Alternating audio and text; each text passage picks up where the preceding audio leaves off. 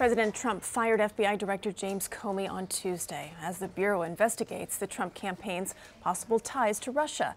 Mr. Trump decided to fire Comey after the recommendations of Deputy Attorney General Rod Rosenstein, who is in charge of the Russia investigation. His memo to Attorney General Jeff Sessions criticized Comey's handling of an FBI investigation into Hillary Clinton's private email server. CBS News Justice reporter Paula Reid is in our Washington bureau now, and she joins us with more on this. Paula, since James Comey's dismissal, both Democrats, some Republicans, have called for a special prosecutor to investigate the Trump's campaign's ties to Russia.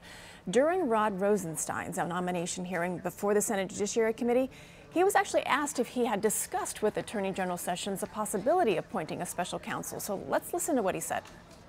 With regard to the special counsel in this or other cases, I know this is the issue du jour on Capitol Hill, but I anticipate that if I were the Deputy Attorney General, we'd have a lot of matters coming before the department over time, and I would approach them all the same way. I would evaluate the facts and the law, consider the applicable regulations, consult with career professionals in the department, and then exercise my best judgment if I were acting Attorney General, or provide my best advice to the Attorney General if he were not recused about what I believe is the right course of action. Yeah. So what are we hearing about the possibility of appointing a special counsel, Paula? At this point, it's unlikely. Rosenstein really does believe that every investigation the Department of Justice does is an independent investigation. He believes it's sort of a point of pride that the people who work on these investigations are capable of doing so without any kind of political motivation. Of course, many people don't believe that, which is why we hear so many people calling for the special prosecutor. But Rosenstein would respond by saying you'll always have a politician calling for something, some sort of special prosecutor, some sort of special exception. And it appears that he does not like to give away cases during his 30-plus-year career at the Department of Justice. He does not like to hand over cases to people outside the Department of Justice. So the question is, all of those statements that we just heard, those were made before he was confirmed as the Deputy Attorney General.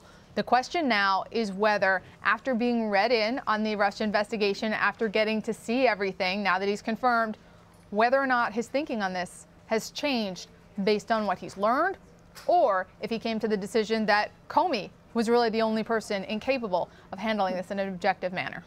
Now, Attorney General Jeff Sessions, as we all know, recused himself from any investigations into Hillary Clinton and also into this investigation into the Trump's campaign's ties to Russia.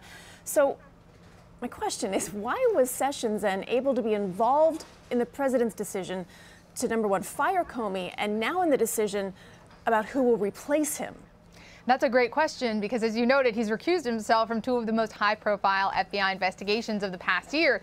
And here in this firing of FBI Director Comey, you see both of those investigations converging, and Sessions is leading the way. First of all, he was the one who endorsed the idea of firing FBI Director Comey based on decisions he made in the Clinton investigation.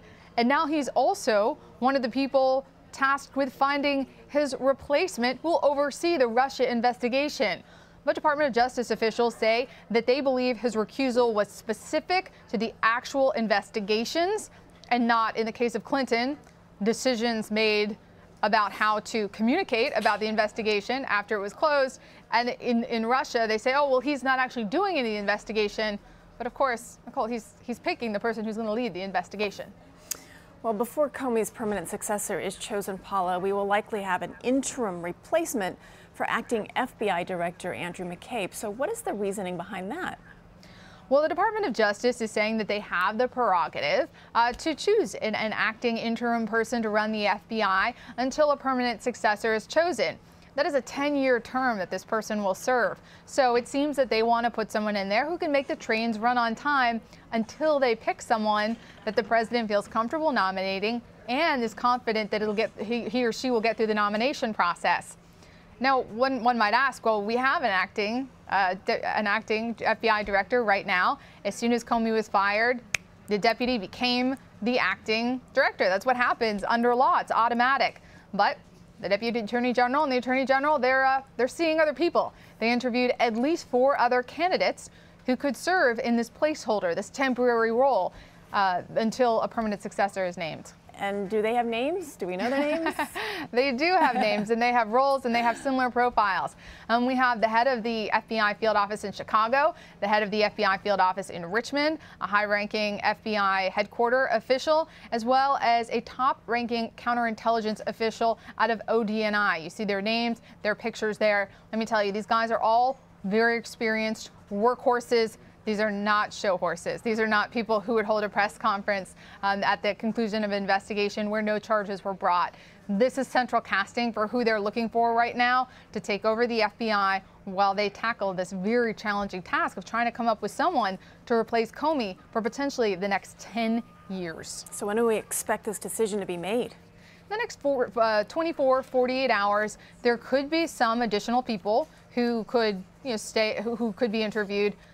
McCabe could also stay on. Andrew McCabe, who's currently the acting director of the FBI, he could potentially keep his job, but it doesn't seem that way. If they're calling in these 4 very qualified people to interview, it does appear that the Trump administration and the Department of Justice intend to name someone else in the next 2 days. All right, Paula Reid in Washington. Paula, good to see you.